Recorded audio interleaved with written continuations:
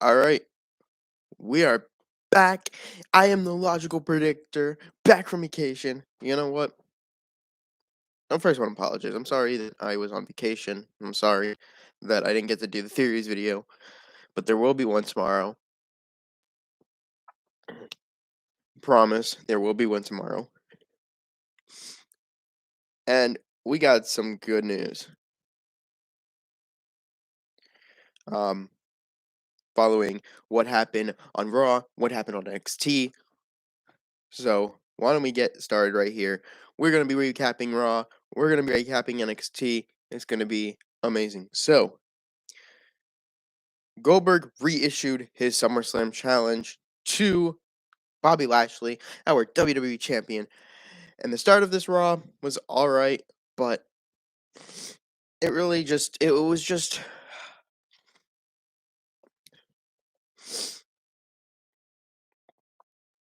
it was just playing out like kind of ridiculous how it went out. How he had to reissue his challenge again. You know what I mean? And the fact that Bobby Lashley came out, it wasn't fucking Goldberg who came out, it was Bobby Lashley. So it was just like, I thought we were getting Goldberg first. What?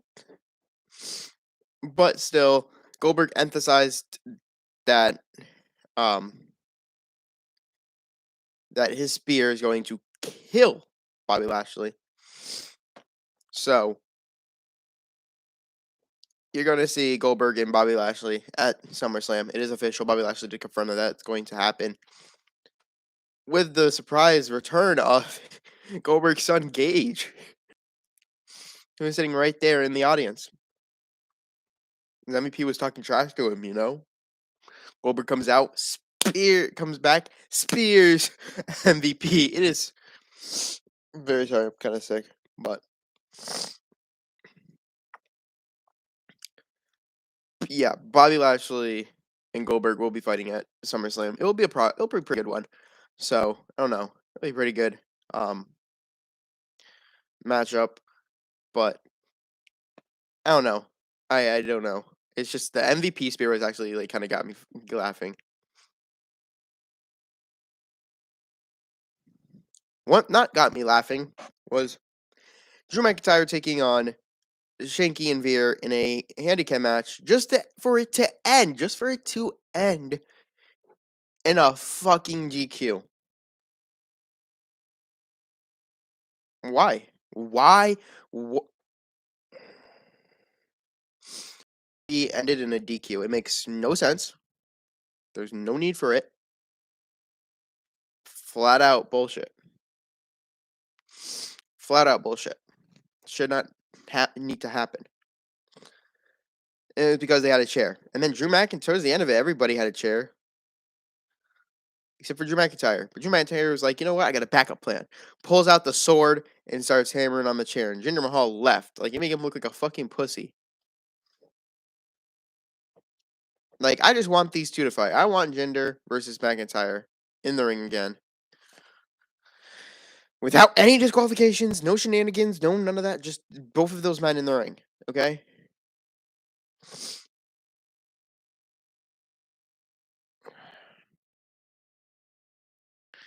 Drew McIntyre was almost close to beating both of them. Except for Jinder Mahal coming in with a chair. And then it's just so fucking ridiculous. Okay? And he named his sword Angela based off of his mother. After his late great mother. So yeah. Drew McIntyre won because of a fucking disqualification. We move on to a good match. Surprisingly, it got me really entertained. Surprisingly, I wouldn't say those things about, this, but it was really entertained. It was Rhea Ripley versus Nia Jax. And it was really good. It was really good. Really good match. Blood on Nia Jax's face. Shayna Baszler and Nia Jax. Another hint to them getting broken up or so. But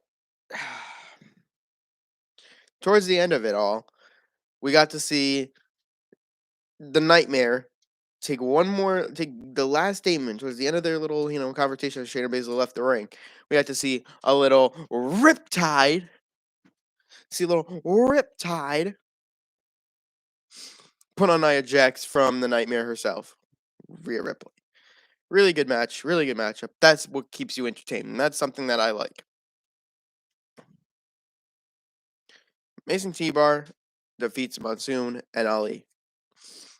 Last week, it was the other way around. This week, they pick up their own victory. So I don't know if they're going to be in a feud with them or not, but who knows. Great in the ring with each other, but it just lacks the ending. It's the same kind of thing they did last week. Tamina and Doudrop had a match, and this was all right. This was all right. I mean, give Tamina the win because, of course, all this.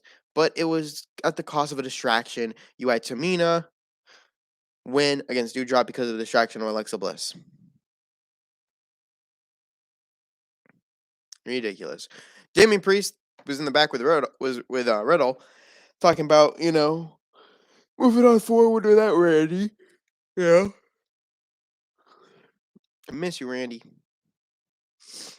But Damian Priest and Riddle were just talking in the back, and Damian Priest, is gonna have his match with Morrison, or will go out there on Miss TV, as Riddle was gonna prepare for Amos. So Damian Priest and John Morrison had their match. Damian Priest picked up the victory, but then Sheamus got involved, leading to a 2-on-1 attack because John Morrison got back in and helped out Sheamus, and then Ricochet came out and helped Damian Priest. So Damian is an impromptu tag team match. Damian Priest and Ricochet versus Sheamus and John Morrison. I might as well say it, they did win. I didn't watch the full match. All I know is that they won. This match I did see. This next match. And Priest, actually, go back to the Riddle, the Sheamus and Drew McIntyre. Or Sheamus and Damian Priest. I don't know. It just feels like they're both together, Damian Priest and Sheamus, both of them really good. Really good stuff. They both had a great, they have a great chemistry with each other. Just looking at their, movesets, they're just so good with each other. So Damian Priest and Morrison are just pretty good together. Sheamus and Ricochet, I feel like should have had their own match.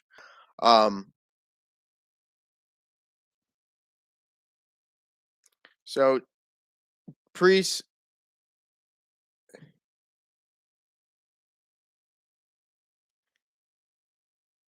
Damian Priest basically hits the reckoning or hit the lights. Whatever fucking move you want to call it, like make it work. He hits the lights, that doesn't work. The reckoning sounds better. But it's okay. Anyway.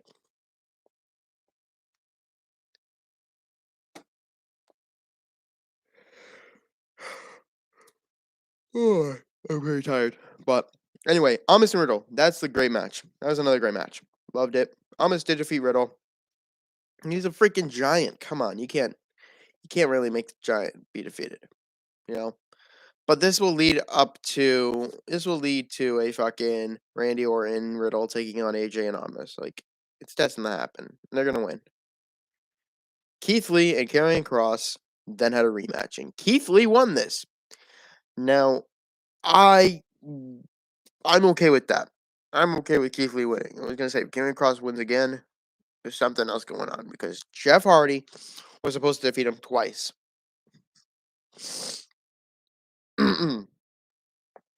Not okay for Karrion Kross to lose on Raw. I don't think that WWE planned this out perfectly. I think that Karrion Kross should have stayed on NXT, and then if you wanted to have him come back to Raw, maybe like the third week, or maybe a little bit after if you wanted to have him come to Raw after NXT Takeover 36, then yeah, that makes sense. Do that because that just makes sense. If you're just gonna fucking do that, if you're not gonna do that and just have him lose, he's gonna lose on Raw. He lost to Jeff Hardy. Now he lost to Keith Lee. So there are two people who defeated him. You're supposed to make him this monster, Christ. I can't wait for Samoa Joe and Keith Lee though. Or Samoa Joe and Keith Lee. Samoa Joe and Cameron Cross. I can't wait for that. We had Reginald and Kira Tozawa in a 24/7 championship match, and let me just tell you right now, I love this match. I love this match. I love this match. I even said it with the awning. I loved this match so fucking much because of Reginald's flips, his tricks, everything. Everything about it was so freaking cool. Last week, he fucking picked up a victory over Gable after, Otis destroyed him. Or tried to. This week, he just did high flipping doodahs all over Raw. That is so fucking cool. I love it. It gets me entertained. Keep Reggie 24/7 champion for more time. R-Truth had his very good time. Let Reginald take over now. Reggie's a pretty good guy. 24/7 champion. Plus, Vince McMahon likes him. Then we got the main event that I'm not going to watch. But I will tell you who won. It was Nikki Ash taking on Charlotte Flair for the Raw Women's Championship in a no holds bar match. And basically, Nikki Ash won with a twisted cross from the second rope after Charlotte went through a table. So now, with the 50-50 booking, next week, we should see Rhea Ripley taking on Nikki Ash. That was the end of Raw. Raw was okay, but it was not good whatsoever. It was okay. Sorry if I do it in the mic.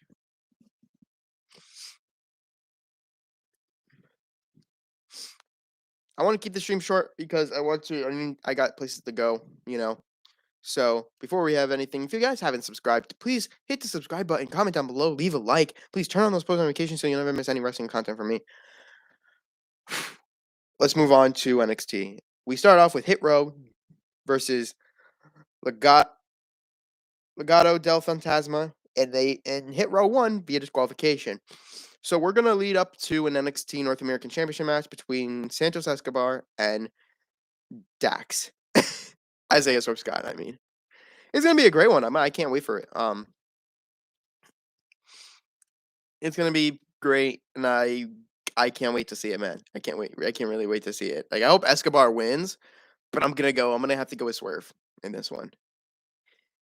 You then had Rich Holland, the return of Rich Holland, taking on Eichmann, Jero, and Rich Holland defeated Eichmann, Jero. That was just a squash match. I want to make that very clear. It's just a fucking squash match, and we could see, Ciampa and Thatcher in a tag team match with, them. Maybe a 2-on-3 handicap match. Like, I can see how that works, but man, I could really see how that works. How that could play out. That could actually work. Roderick Strong defeats Bobby Fish, and Bobby Fish kind of looks a little bit, I don't know how he kind of looks big, kind of like me. You know what I mean? But I don't know. He's probably been away for some time, but Bobby Fish is still getting that. He still has that early momentum. But yeah, Roderick Strong is, Roderick Strong and Bobby Fish. That's a good matchup, man. That's a good matchup, especially with Kyle O'Reilly and fucking Adam Cole in their match. That's great too. Grizzled Young Veterans defeated LA Knight and Cameron Grimes, the Butler. And afterwards, after all this, after they did defeat them, and showed no sympathy, they basically walked out. Grizzled Young Veterans walked out victorious, but LA Knight just walked out on Cameron Grimes. And Ted DiBiase came out, here with Cameron Grimes, comforting him. But my word, Cameron Grimes is great Butler. Great. It's fucking great. You know what I mean? It is fucking great. And what should happen is Cameron Grimes beating LA Knight, down the line. If this is probably a long-term story that they're doing, and It's gonna take some time, but I'm gonna enjoy every bit of it, you know? You had Trey Baxter and Joe Gacy in their first round NXT Breakout Tournament, and Trey Baxter won against Joe Gacy. Pretty good match. Loved the high flying. I was rooting for Trey Baxter because, just how it went, just how it went. We did get to see a little, Japanese food trying, and a bond between Zoe Stark and Io Shirai, the new women's tag team champions. They went to a Japan restaurant, and yeah, Zoe Stark wasn't really into Japanese food, you know, and just went with whatever Io was having, and she ordered a lot. She ordered a fuck ton, you know, and maybe she can learn some Japanese.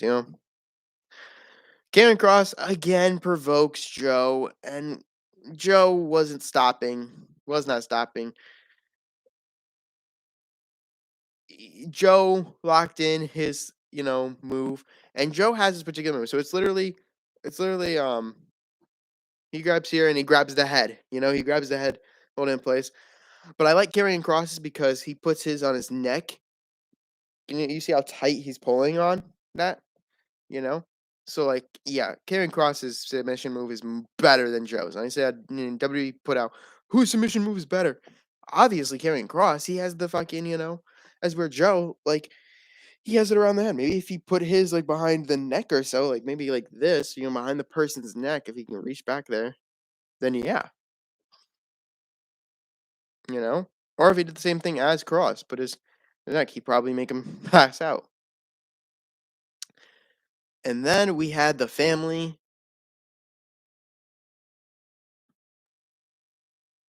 And then we had the family.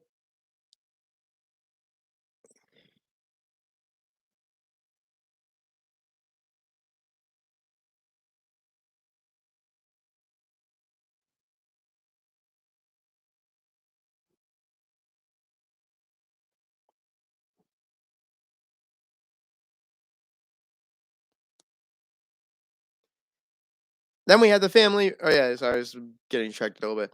We had the family versus Dexter Loomis, and it was love her or leave her match. And Indy Hartwell, the love. I love Index, man. I just do. It's so fucking intriguing, and it was crazy, but I love it. Love her or leave her. And Johnny Gargano, the father of this, thing, just the father, just Johnny Gargano, man. Johnny Gargano.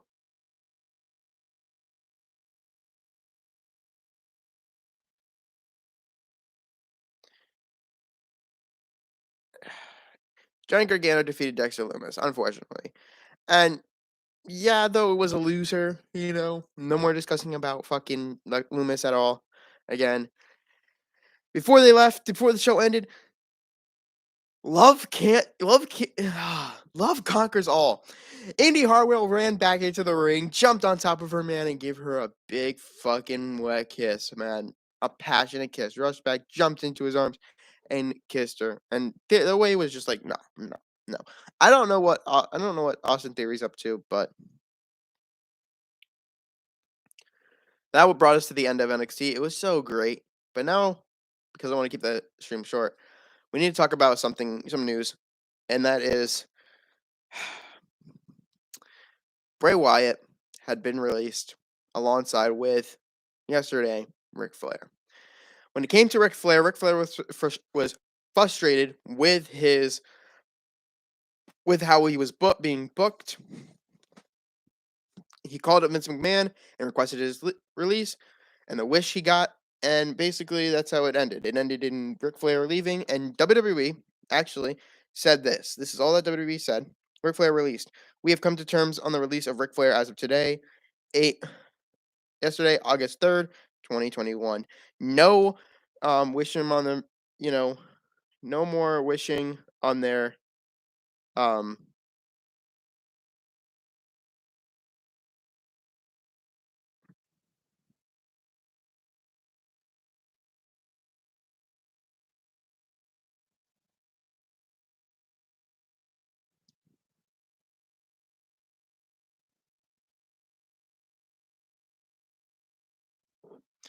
No more, no more Ric Flair. They didn't even say, we wish him on his future endeavors or whatever. He didn't even say that. That's so the frustrations I believe now.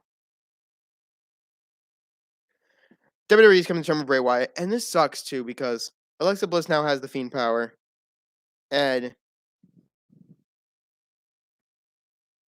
what sucks is that the Fiend gimmick was so great, and I'm afraid that AEW is going to take him. I'm afraid that AEW is going to take him. Oh my god, AEW is gonna probably take him. But now the Fiend gimmick is up to Alexa, and Alexa, I think apparently, and this apparently, I don't believe it, requested her release, and I wouldn't want to see Alexa Bliss leave. No, mm. That just means they had nothing for Wyatt, even after getting defeated by Orton, and everybody was ready to see Bray Wyatt come back, in front of the fans, you know. That's it, nothing for Wyatt, and he just got released. So everybody from the Wyatt family as well got released too. Everyone from the Wyatt family got released. Sad, it sucks, I know, but what are you gonna do? WWE fucked up. So, ladies and gentlemen, that has been everything. And plus, we've had Wyatt for like almost what? We've had him since 2013, even longer, known as Cussy Harris. But Bray Wyatt since 2013. He was uh just a great guy, passionate. Had the Wyatt family with him. So yeah, thank you guys so much for watching. It's been so fun. Tomorrow I will have the theories video number 3, and it will be the same people that I was supposed to do, on Thursday, but I couldn't because I was packing up to leave for Maine. So this week I'll have it for you, Damian Priest, Bronson Reed, and Miss Liv Morgan. Thank you guys so much for watching. Hope you guys subscribe. Have a nice day. Go outside. It's pretty nice out. Um, where I am, of course. If you guys are, wherever you guys are, get outside. Have a nice day. Enjoy yourself, man. Enjoy yourself. Anyway, thank you guys for watching. Please hit the subscribe button, leave a like, comment down below, and turn on those post notifications so you never miss any wrestling content. This was Logical Predictor. Not enough said. See you guys when I see you guys.